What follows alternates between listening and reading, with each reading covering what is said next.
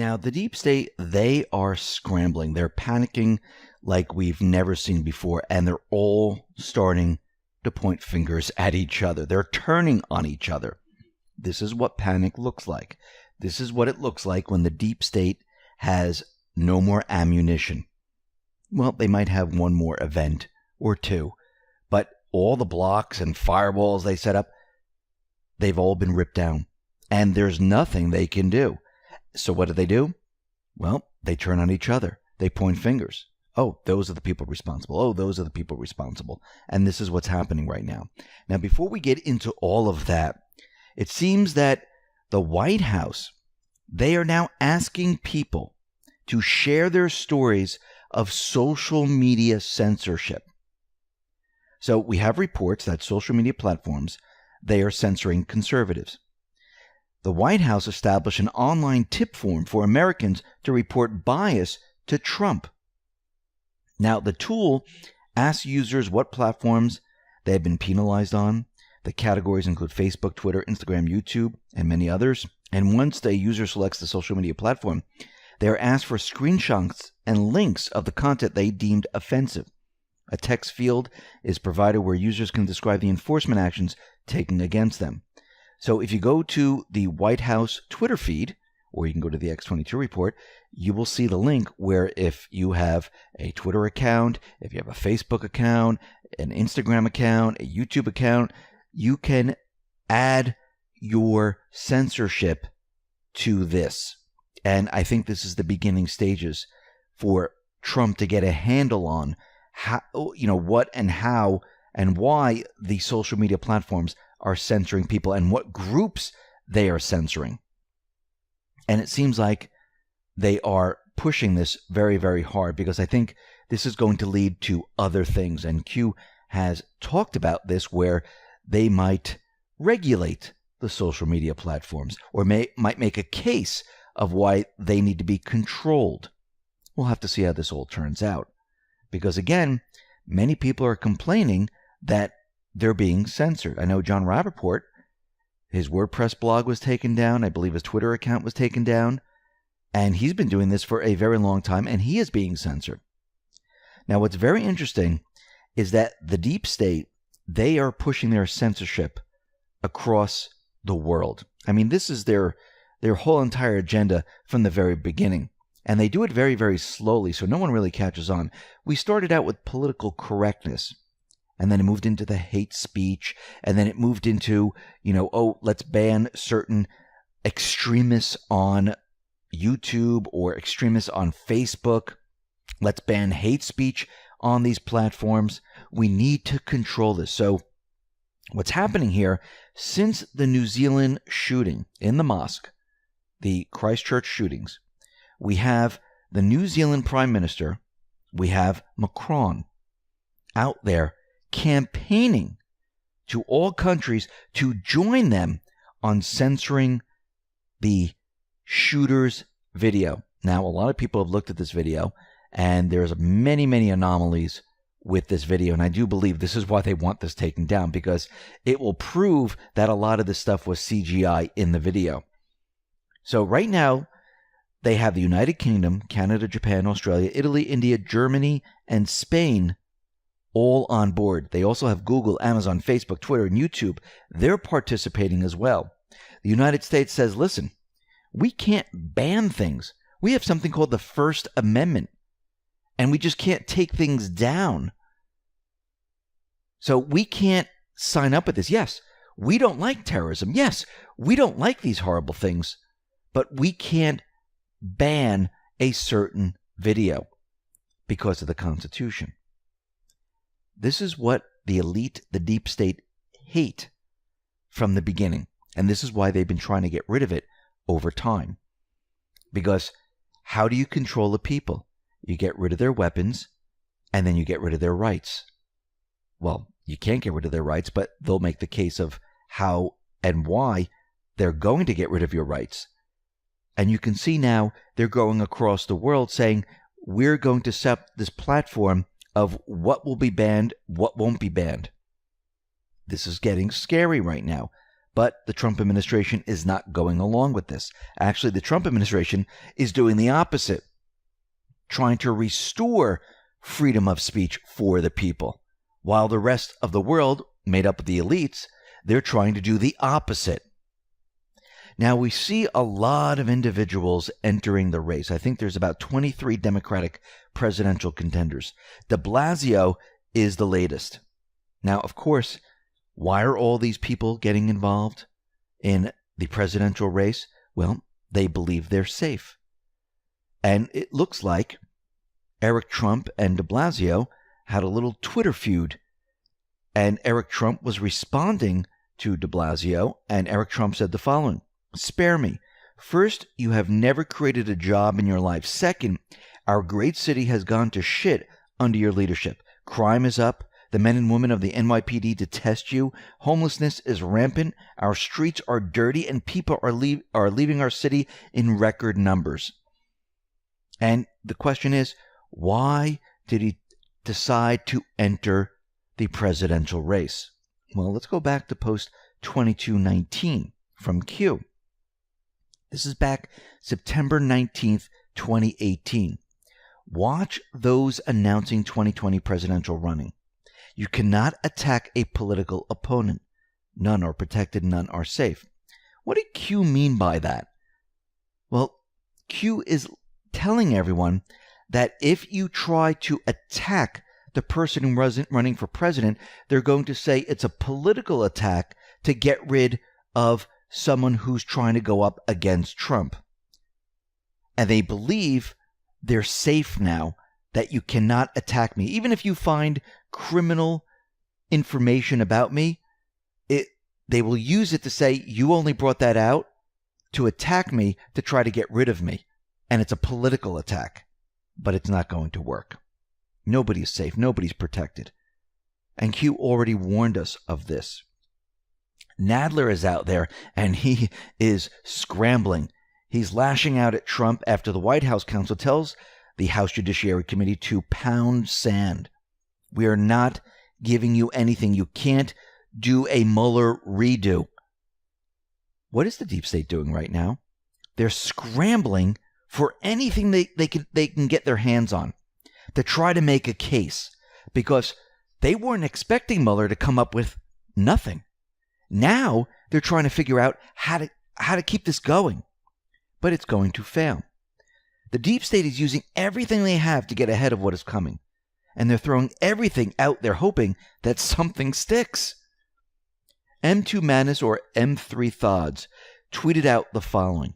First, take a listen to Brennan.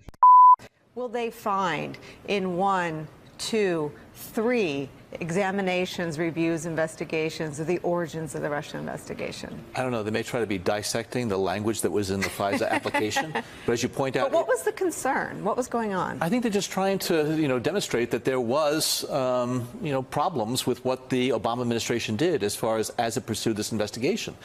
But as you point out, it went through a rigorous due process within the Department of Justice, the FBI. It was approved by the FISA court.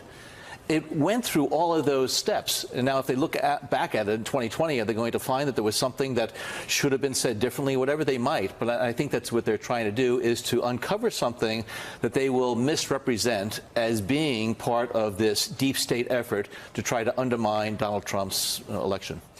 Now, Brennan, he is trying to get ahead of what is coming because, as Joe D. has explained, and many others, all roads lead back to Brennan.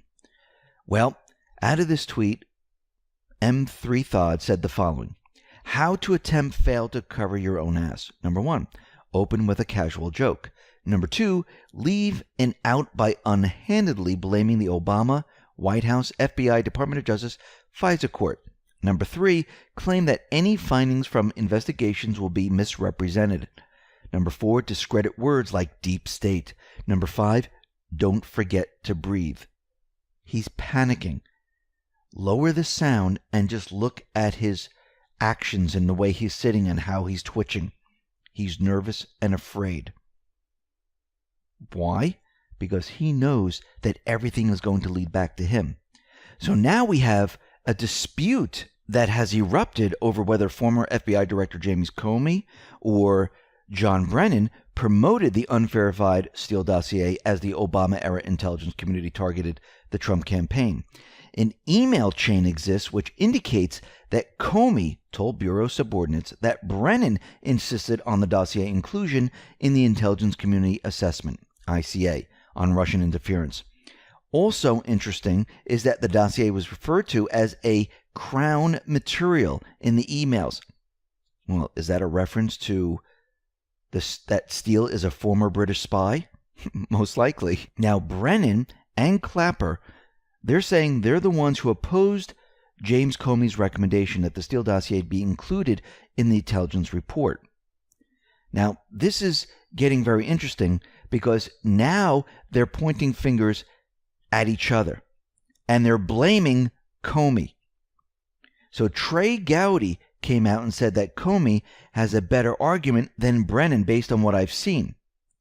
Senator Rand Paul back in March said the following: breaking, a high-level source tells me it was Brennan who insisted that the unverified and fake Steele dossier be included in the intelligence report.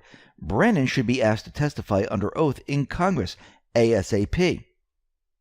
So again, everything is pointing back to Brennan.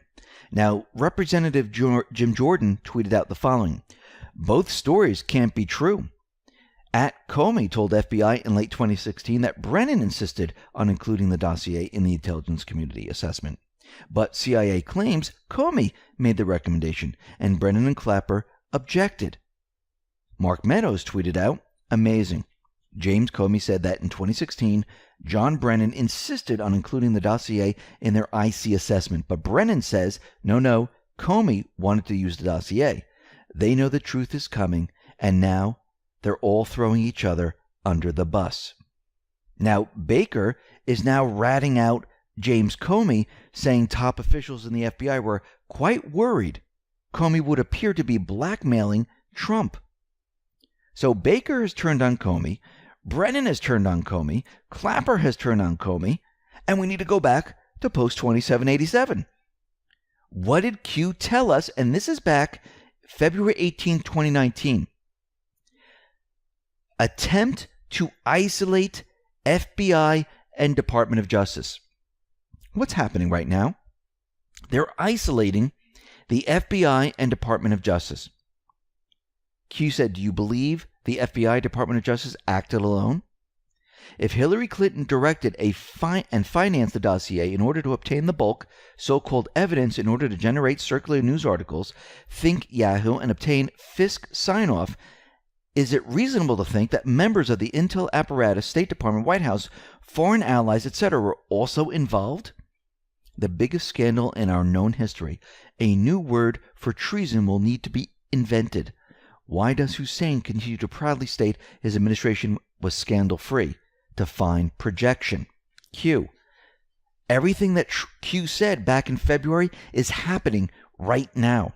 Now, Judicial Watch, they just released an email revealing that Nellie Orr, wife of former Associate Deputy Attorney General Bruce Orr, informed him that she was deleting emails sent from Bruce Orr Department of Justice email account from Nellie Orr. This was April 20th, 2016.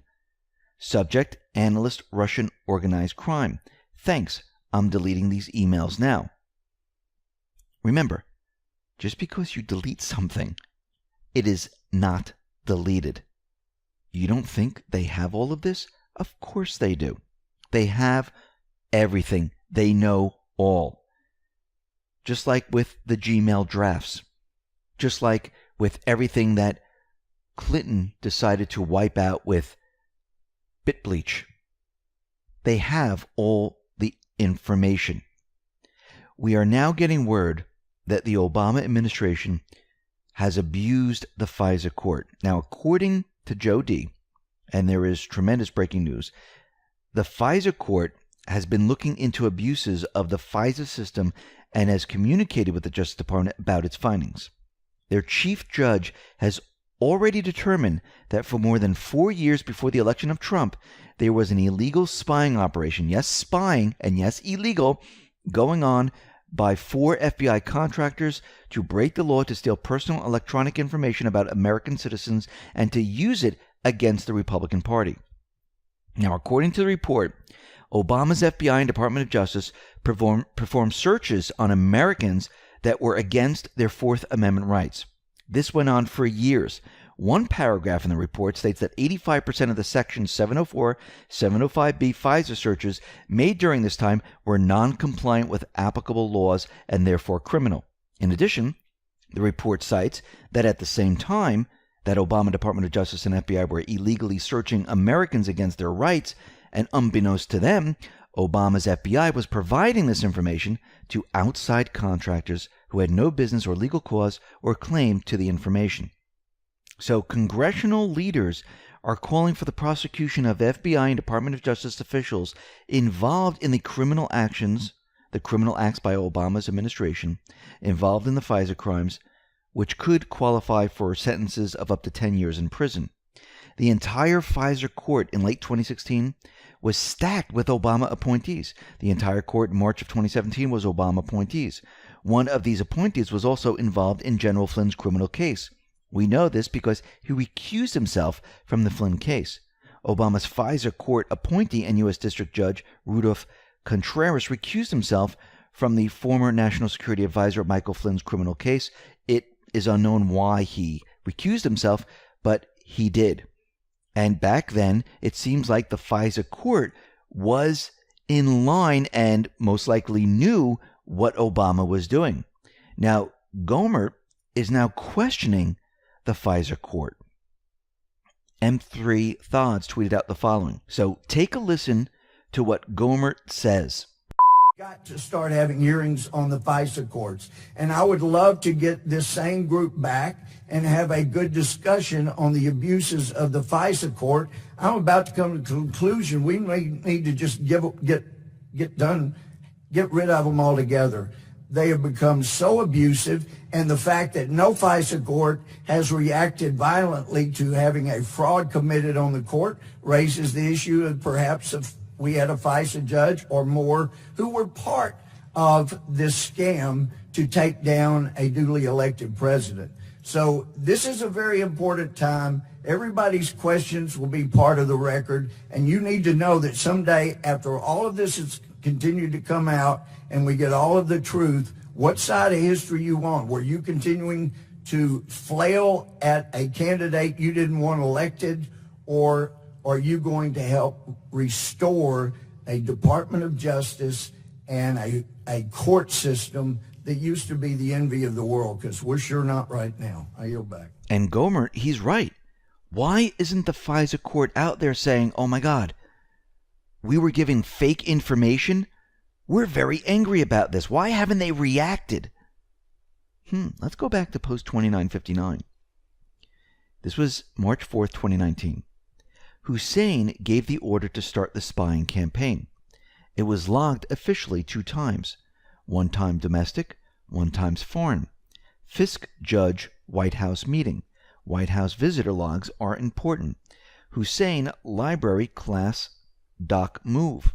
That's classification of documents in the Obama library. Attempt to shelter, protect.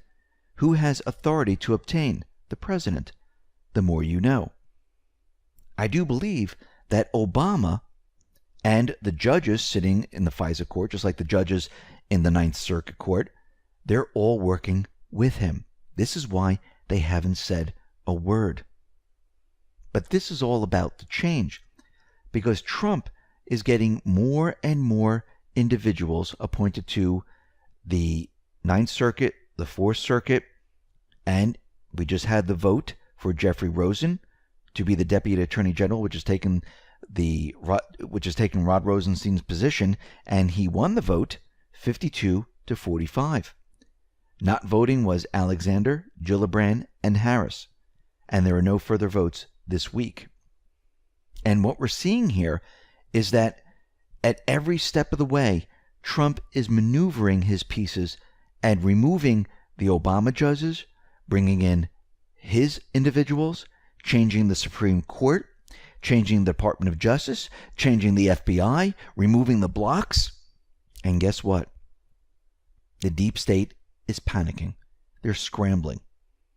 And we're starting to see certain leaders around the world, and they're not running, and they are resigning. We have Angela Merkel not running. Theresa May says she's not running. She might be resigning way before that.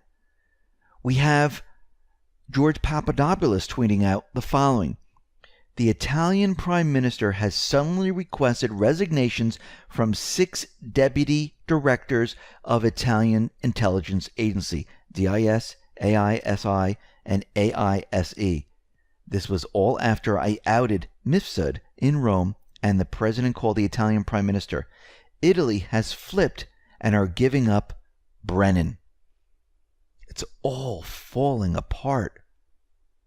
And the deep state, they are pushed back against the wall. They're in the corner, and now the rats are eating each other. They're pointing the finger, hoping that if we isolate the FBI, they won't come after us. It's not how it works. Trump, the Patriots, they're going after everyone that is treasonous. Remember, this is not about a 4-year election. This is not about, oh, let's get reelected. This is about draining the swamp, getting rid of all these individuals, and not just the high-level individuals, but everyone else below that who is also corrupt. We need to drain the swamp completely. Once the swamp is drained, once all the blocks are gone, Trump and the administration can then focus on the source of all of this. And this is the central bank system. And that's what is behind the curtain. That is the wizard. Where no one really knows this. They think these are the people that we have a problem with. No, we need to go behind the curtain and get to the source. And that is the central bank. Why do you think the founding fathers didn't want a central bank in this country? Why do you think Andrew Jackson, by the way, Andrew Jackson is hanging on the wall of President Trump. Why do you think he campaigned on getting rid of the central bank? Why do you think the central bank continually tries to get back into this country? And they've been here since 1913. Because they want to control countries. That is the source of all this. Now, it looks like the Department of Homeland Security has officially suspended all air traffic, passenger and cargo. Now, a lot of the planes weren't flying down to Venezuela anyhow, but I believe this was done to put a stop to what the deep state was doing, pushing weapons into Venezuela. Now, we need to realize that Juan Guaido, his entire administration, his advisors, opposition leaders, they're all either arrested or being held by the government or hiding or seeking asylum in the embassies of Spanish, Italy, Brazil, and Argentina. They're done. Guaido is out there alone. Maduro is not going to arrest him. Maduro doesn't want to provoke anything. You think this was all planned? Think about it. It's all falling apart in Venezuela. Now let's talk about these 50 countries that we in the U.S. keep hearing about, which is supposedly backing Guaido. Well, guess what? Most of these countries are now backing off. Most of these countries are saying, okay, we're not backing Guaido anymore. We don't want an invasion in Venezuela. I think we need to work this out. And we're starting to see a lot of the countries in Europe. We're starting to see a lot of countries like Mexico, Uruguay, and the others. They're all saying, we're open to dialogue. We're open to negotiations. Now, something very interesting is that Venezuela is in Norway. The Venezuela government is in Norway, and they're speaking to the Democratic opponents. Yes, there are talks between the Bolivian government and the Democratic sectors of the opposition. They're having peace talks where they're going to iron this out. Seems like this was all planned. So all flights, all cargo shipments, no longer going into Venezuela. They just blocked the deep state off, the neocons off. Everyone that was behind Guaido, they're running. They're arrested. The entire movement has just died. No war, nothing. Let's see what happens next. Now, out in Iran, we're starting to see Bolton, Pompeo, they are pushing. And this is on purpose. We see the deep state continually is pushing their false flag events. Saudi Arabia is blaming Iran for ordering an attack earlier this week on 2 Aramco pipeline booster stations. And they were saying that Iran came in, they used drones, and they attacked Saudi Arabia. Now, why would Iran do this and start a war? This makes no sense whatsoever, just like the bombing of the ships. Think about what is happening. There is an emergency in Iraq, and all personnel is being removed. You think this is one way to get a lot of these individuals out of Iraq by making it look like it's not really that suspicious? Could be, because we know that Iraq, they already decided to purchase the Russian S-400 missile system. What does that mean? There'll be no more invasions of Iraq. The deep state, they've just been cut off. Trump, he wants a phone call from Iran. He's a negotiator. He doesn't want war. All of this is not about war.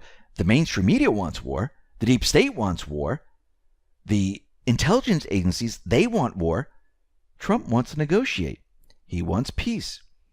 This is why he tweeted out the following. The fake news Washington Post and even more fake news New York Times are writing stories that there is infighting with respect to my strong policy in the Middle East. There is no infighting whatsoever. Different opinions are expressed, and I make a decisive and final decision. It is a very simple process. All sides' views and policies are covered. I'm sure that Iran will want to talk soon. What he's doing here is he's putting pressure on Iran. He already called out John Kerry, said that he was in violation of the Logan Act. He brought warships over to Iran to put pressure on not Iran, not the people, but the black sites, the deep state within this country. The deep state, their mission in there is to try to start a war. It's going to fail.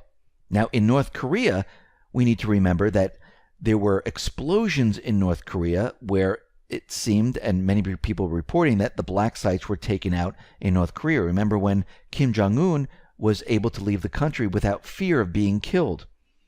I think Trump and others are doing the same thing in Iran. They're hunting down the deep state, getting rid of these black sites. They're in all of these countries. And I believe in the next couple of months, we're going to see the entire Iran war drum completely disappear, and I do believe that Iran eventually is going to be talking to Trump. We're already starting to see that they're getting rid of some of their commitments under the nuclear deal, and they've given Europe a time frame. And think about what's happening in Europe. Merkel's not going to run again. May might resign, and now in France, Le Pen is going up against Macron. I see big changes coming, and I do believe Europe is going to back out of the Iranian deal. And we're going to see the Iranians call Trump. The swamp is being drained. The entire world is going through a change. The globalists are being removed. The deep state is being removed. The neocons are being removed. And this is going to accelerate. And we're going to see a lot more of these individuals resign or say they're not running for the next election, or they'll be beat in the election when it's time for them to run. Everything is changing. Wait for it. The big boom is coming.